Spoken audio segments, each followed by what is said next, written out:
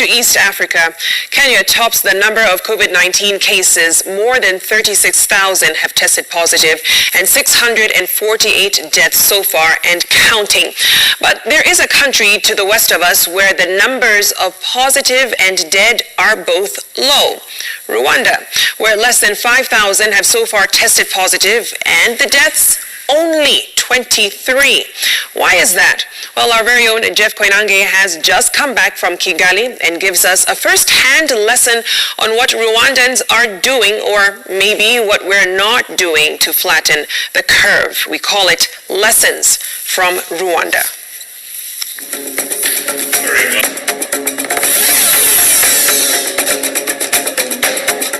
6 months into the coronavirus pandemic, you would think some countries would have let their guard down by now. But not so in Rwanda. Nous aimerions rappeler à tous les passagers et au personnel de l'aéroport international de Kigali.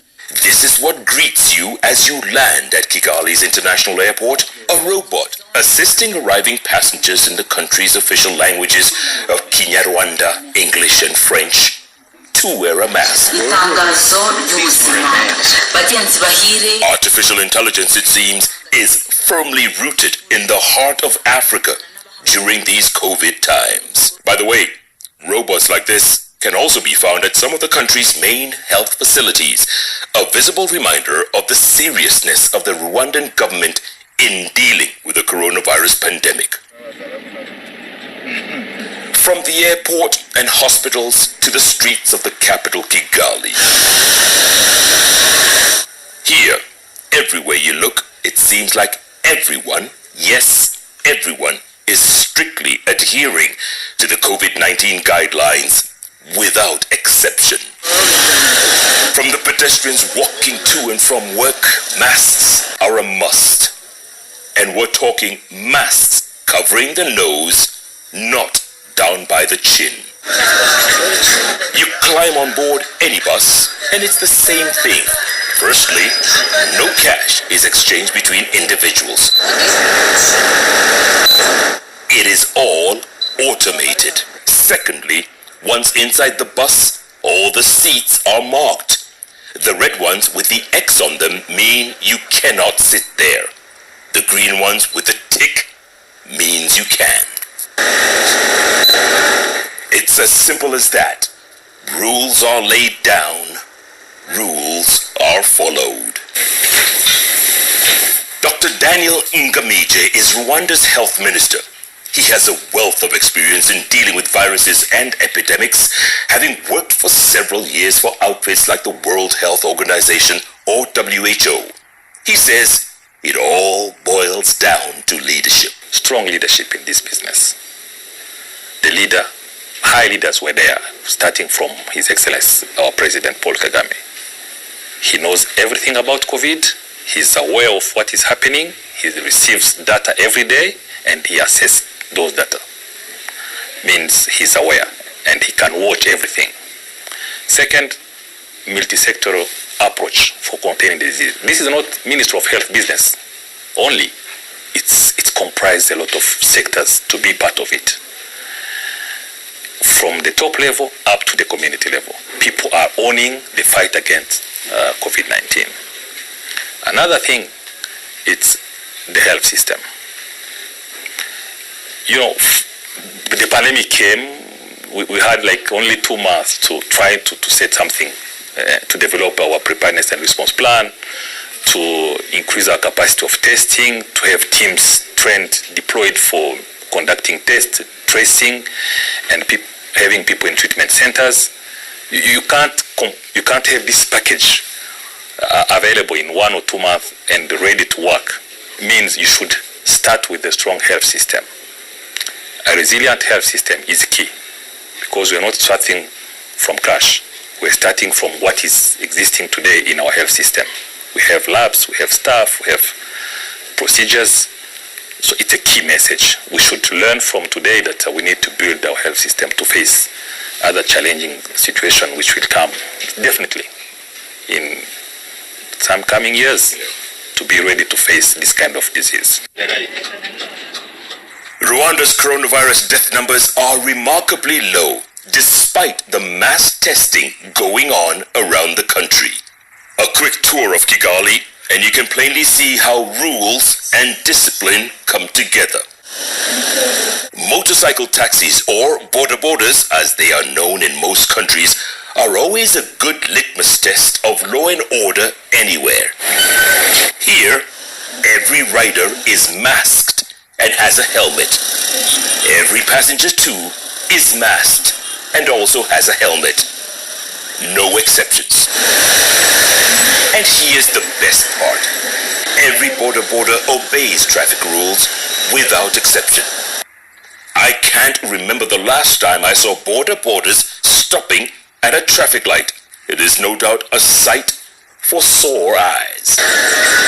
By the way, just in case you forget a rule or two, there are friendly volunteer youth teams spread across the capital and towns around the country to remind you. In Kigali, they are known as the Kigali Youth Volunteers, and they are visible everywhere with their luminous jackets and limited intrusion. Their presence alone is enough to remind you to wear your mask and keep your social distance. And just in case you don't feel like following the rules, listen to what Rwanda's Minister of Health has to say. The enforcement, security organs and youth volunteers, a lot of sensitization through leaders in churches and at the local level, local leaders, authorities are there really to enforce the measure. We believe in it and we work on it. Are there heavy fines for people who, let's say, aren't wearing masks? At the beginning, we did so that people can fear to be paying the fee. And of course, with a lot of communication awareness campaign, we did with different organs, civil society organizations, worked with media. So we are just like getting this as a result of people who are progressively changing their attitude. And they can see also that when they comply with measures, it's for their interest. We can demonstrate that in some settings, in some districts where people did not comply with measures at one point, then we have community transmission in a place, like in one district, in West. The consequences were there, and people could now link the compliance to preventive measures and high incidence of the disease and other consequences going on, like lockdown, localized lockdown with all consequences of it. People will remain at home, they will close their businesses, they are really losing. And when they start to comply, and then we can lift progressively the lockdown. So there is a clear relationship between complying with preventive measures and the incidence. By the way, public health awareness isn't just about robots, masks, and social distancing. Now everywhere you look in Kigali, it is all the same. These water stations are literally everywhere. You don't have to be told to wash your hands. They do it automatically. They wait in line. Social distancing. It's all over the place, whether you're uptown or downtown or in the equivalent of the CBD. It's obvious. Everyone follows the rules. These water stations seem to be everywhere. Every commuter exiting and entering public transportation is required to wash their hands thoroughly, and they do so almost as though it were second nature to them. In all your years as a medical doctor, did you ever think something like this would ever come about that would literally stop the planet? Did you ever think? For sure, no. I think this is the first time. This is the first time that we have a disease putting everybody at home, paralyzing trade, international flights, everything. This is the first time I saw it for more than 26 years as a doctor. Is it scary? Yeah. And what will happen in the future, I don't know. We need to be ready to face these kind of challenges. Anyone coming into Kigali for the first time would think they had stepped onto another planet.